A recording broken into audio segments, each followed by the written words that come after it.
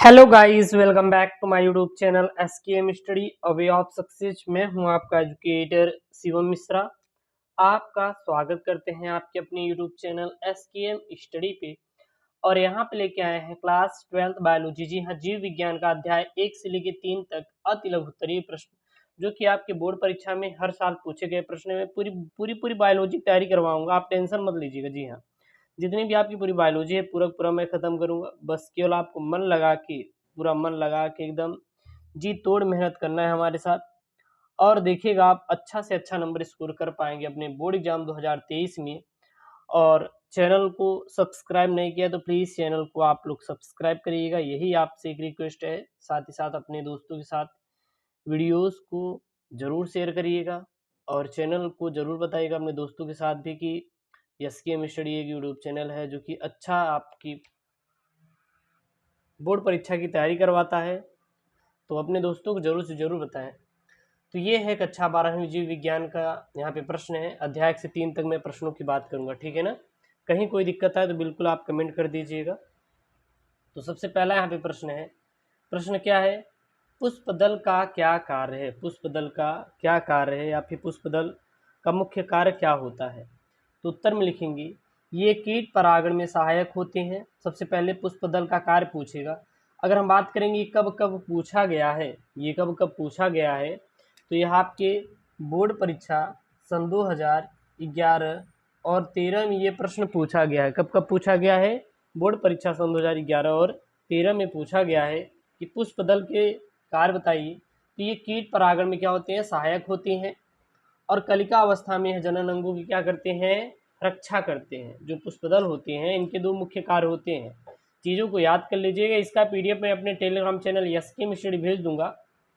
जाके आप Telegram channel SKM study से इसका पीडीएफ डाउनलोड कर सकते हैं। एसकेएम स्टडी टेलीग्राम का लिंक डिस्क्रिप्शन बॉक्स के नीचे दिया गया है। जी हाँ, एसकेएम स्टडी टेलीग्राम है। और हाँ, आज का वीडियो लाइक टारगेट कितना है? तो 1000 आज का वीडियो लाइक टारगेट रखे हैं और मैं आशा करता हूँ कि आप लोग 1000 वीडियो लाइक टारगेट जरूर करवा देंगे। दूसरा प्रश्न क्या है? दूसरा प्रश्न है अनुमिल्यता से क्या तात्पर्य है या फिर अनुमिल्यता क्या होता है, या फिर इसे दूसरी भाषा में कहते हैं निमिलिता को परिभाषित करो। निमिलिता क्या होती है या फिर अनुमिल्यता क्या होती है? तो मतलब दोनों एक ही हैं, बस जो उनका टर्म है, इनको बोलने वाला शब्द है, ये थोड़ा बदल गया है। बाकी दोनों क्या है? सेम टू सेम है, कोई परिवर्तन नहीं किया गया है। तो द्विलिंगी पुष्प सदैव बंद रहते हैं। जो द्विलिंगी पुष्प होते हैं, अब द्विलिंगी पुष्प होते क्या है सबसे पहले दिमाग में ये आएगा। तो जिसमें नर जननांग और मादा जननांग, जी हाँ, नर जननांग और मादा जननांग दोनों साथ में पाए जाते हैं, दोनों साथ में पाए जाते हैं, उसे हम लोग द्विलिंगी पुष्प कहते हैं। वह हमेशा हमेशा द्विलिंगी पुष्प कहलाता है। तो द्विलिंगी पुष्प जो होते हैं सदैव किस में होते हैं? बंद अवस्था में होते हैं। और ये कभी नहीं खिलते। खिलते मतलब ये कभी खिलते नहीं। ये पुष्प अनुमिलिता कहलाते हैं। और ये जो पुष्प होते हैं क्या कहलाते हैं? अनुमिल्यता कहलाते हैं या फिर निमिलता पुष्प कहलाते हैं। जैसे उदाहरण में कनकौवा है, खट्टी बूटी है इत्यादि जितने भी होते हैं यह अनुमिल्यता पुष्प हैं और इन्हीं को निमिलता पुष्प भी कहा जाता है। कभी कभी इसका बहुविकल्पी में प्रश्न पूछ लेता है कैसे पुष्प कौन होते हैं जो कि कभी नहीं खिलते? तो कनकौवा और खट्टी बूटी। या फिर दे देगा ऐसे द्विलिंगी पुष्प बताइए जो सदैव बंद रहते हैं यानी कभी खुलते नहीं। तो कनकौवा और खट्टी बूटी जो होते हैं यह आपके द्विलिंगी पुष्प के उदाहरण है। अगला यहाँ पे प्रश्न है। प्रश्न क्या है? प्रश्न ये है किन्हीं दो आभासी फलों के नाम लिखो। यानी कि आभासी फल कौन कौन से हैं? तो आभासी फल जैसे आपका नाशपाती हो गया, सेब हो गया, स्ट्रॉबेरी हो गया, जितने भी होते हैं ये सभी के सभी आपके आभासी फल के उदाहरण हैं, या फिर इन्हें हम लोग आभासी फल भी कहते हैं। आभासी फल को हम लोग और क्या कहते हैं? मिथ्या फल के नाम से जानते हैं। मिथ्या फल, मिथ्या फल को आभासी फल भी कहते हैं। ये चीज़ आप लोग याद रखिएगा। जो मिथ्या फल होता है इसे हम लोग क्या कहते हैं? आभासी फल कहते हैं। जैसे नाशपाती, सेब, स्ट्रॉबेरी जितने भी होते हैं यह आपके आभासी फलों की क्या है? उदाहरण है। अगला प्रश्न यहाँ पे चौथा है परागण को परिभाषित कीजिए, यानी कि परागण क्या होता है इसकी आपको परिभाषा लिखना है। तो पराग कण जो होते हैं, पराग कण ये कौन से भाग होते हैं, तो ये आपके पुंकेसर वाले भाग होते हैं। तो पराग कणों के पुंकेसर से, पराग कणों के पुंकेसर से जायांग के वर्तिकाग्र, और जायांग किसका होता है, यह स्त्री केसर का भाग होता है। पराग कणों के पुंकेसर से जायांग के वर्तिकाग्र तक पहुंचने की प्रक्रिया को परागण कहते हैं। तो परागण होता क्या है, पराग कणों के पुंकेसर से जायांग के वर्तिकाग्र तक पहुंचने की प्रक्रिया को ही हम लोग परागण कहते हैं। ये क्या कहलाता है आपका, परागण कहलाता है। तो परागण का परिभाषा क्या लिखेंगे, आपको सीधा लिखना है कि पराग कणों के पुंकेसर से जायांग के वर्तिकाग्र तक पहुंचने की प्रक्रिया को परागण कहते हैं। परागण दो प्रकार के होते हैं, पर परागण और स्वपरागण। याद रखना ये कितने प्रकार के होते हैं, तो ये दो प्रकार के होते हैं। पहला क्या होता है, स्वपरागण, और दूसरा क्या होता है आपका, पर परागण।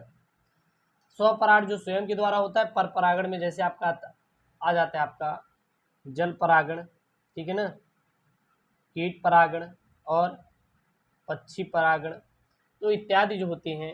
हाँ, और वायु परागण भी होता है, वायु परागण बहुत सारे में वायु परागण के द्वारा होता है। जल परागण, कीट परागण, पक्षी परागण, वायु परागण, ये सभी किसके हैं, ये पर परागण के प्रकार में आते हैं। स्वपरागण जो जिसमें स्वयं के द्वारा हो जाएगा स्वपरागण, और जब परागण की क्रिया किसी अन्य चीज़ों के द्वारा जैसे जल, कीट, पक्षी, वायु के द्वारा होती है, इसे हम लोग पर परागण कहते हैं। अगला प्रश्न है, वृषण के दो कार्य लिखिए। वृषण, वृषण को क्या कहते हैं, टेस्टिस। टेस्टिस कहाँ पाया जाता है, यह उदर गुहा के नीचे शरीर के बाहर पाया जाता है। यह नर का भाग होता है जो कि उदर गुहा के नीचे शरीर के बाहर पाया जाता है। टेस्टिस यानी कि वृषण। वृषण के दो कार्य क्या है, वर्क ऑफ टेस्टिस।